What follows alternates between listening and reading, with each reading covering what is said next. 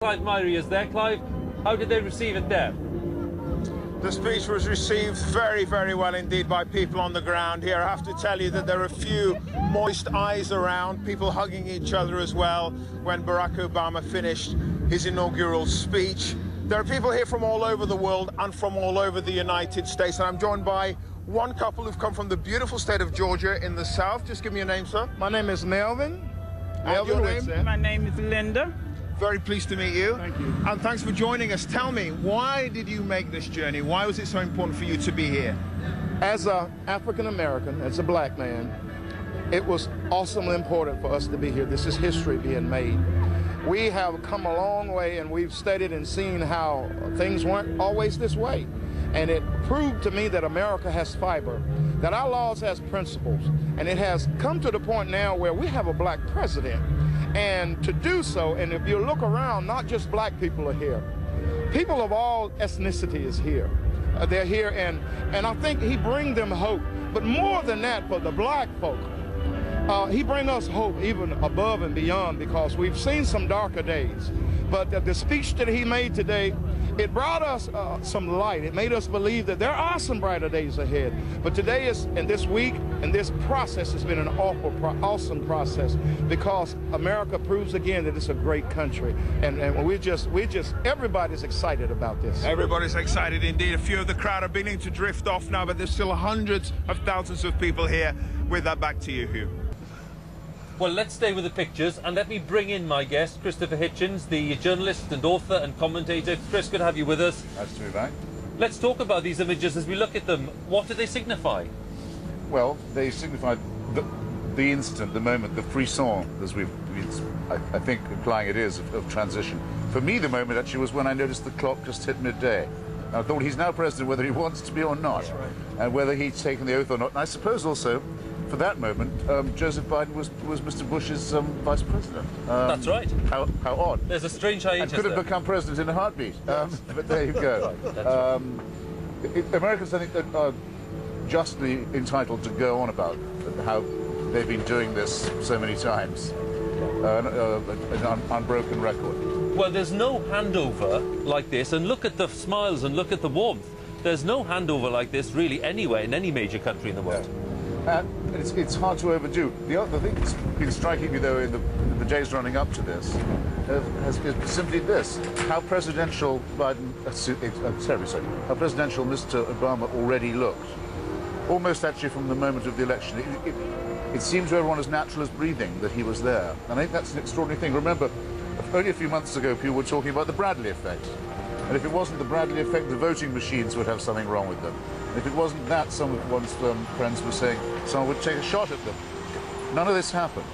I think everyone's entitled again to a bit of a pat on the back there. A wave there from President Bush, as he's still called, by the way, still entitled to that title.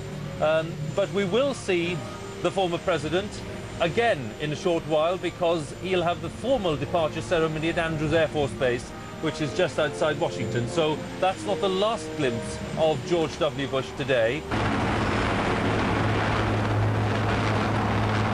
President Bush on his way.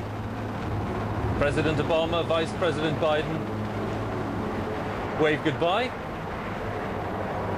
President Barack Obama comes to power on a huge tide of public support and goodwill. We've seen that today, but now starts the real test as he grapples with an enormous economic crisis and a country in need of renewal. He talked about renewal in that speech. Coverage continues on the BBC News channel throughout the evening, including the inaugural parade, as President Obama will make his way from the Capitol to the White House. It's already been a day that few of us will ever forget. Bye for now. Treaties of the sweet land of liberty, of thee I sing. And woman, father died, and of the pilgrim's bride from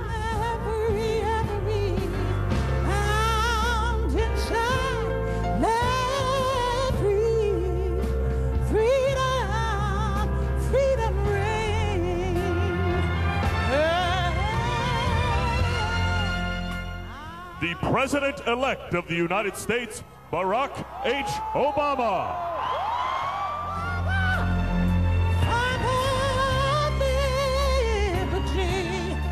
I, Barack Hussein Obama, will, to the best of my ability, and will to the best of my ability, preserve, protect, and defend the Constitution of the United States. Congratulations, Mr. President. All the best wishes.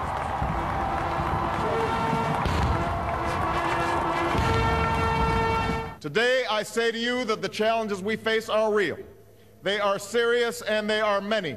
They will not be met easily or in a short span of time. But know this, America, they will be met.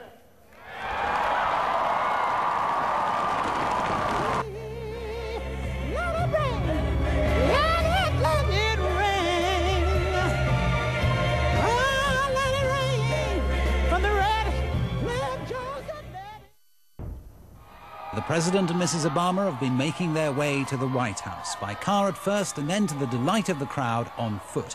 Americans like to respect their politicians, but this is something else. Nobody knows how it will end, but today the affection between the people and their leader is striking and real. He loves them, and for the moment, they love him back.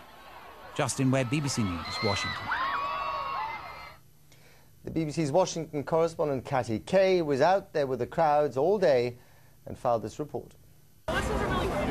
They came from all over the world to see America change. Ocala, Florida. We came from Philadelphia. We came from Wilmington, North Carolina. I'm from Kentucky. I'm from Japan. Coming from North Carolina. North Carolina. It was the largest inaugural crowd ever. Almost 2 million people are thought to have come to Washington on this day to be part of history. Some left disappointed, turned away after officials closed the mall. Can't hear anything, can't see anything. The way they've set up the security is really frustrating a lot of people.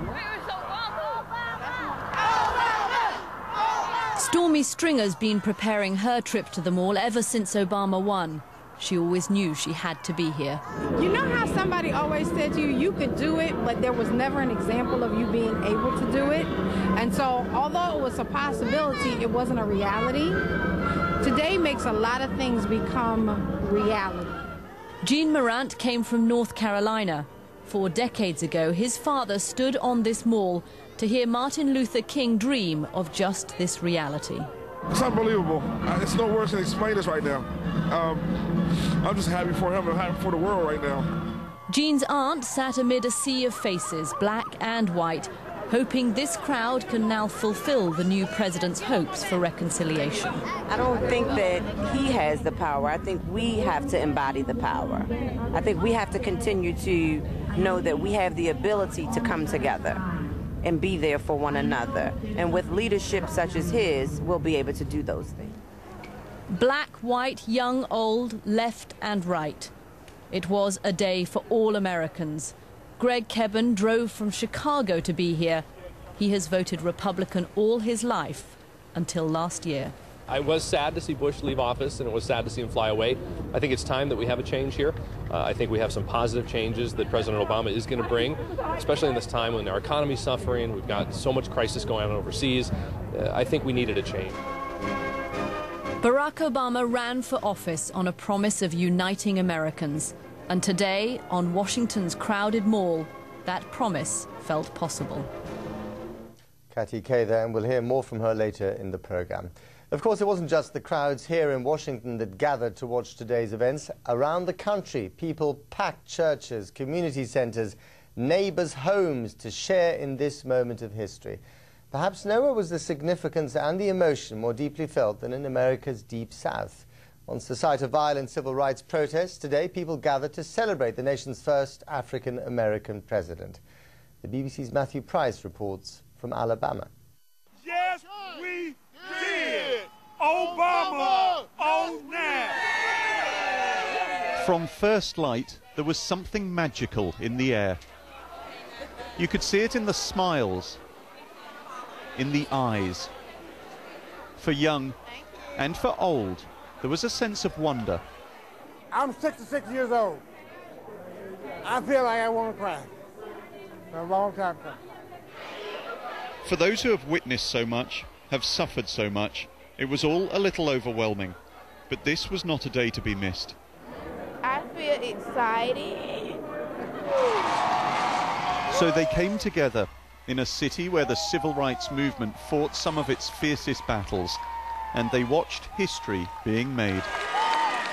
And for so many, like Dorothy Prince, who fought for black civil rights, it was the end of a lifetime of struggle. I was a foot soldier, and I went through the marches and all the segregation, riding the buses in the back and drinking out the colored fountains and using the colored bathrooms. And all of this is just so great.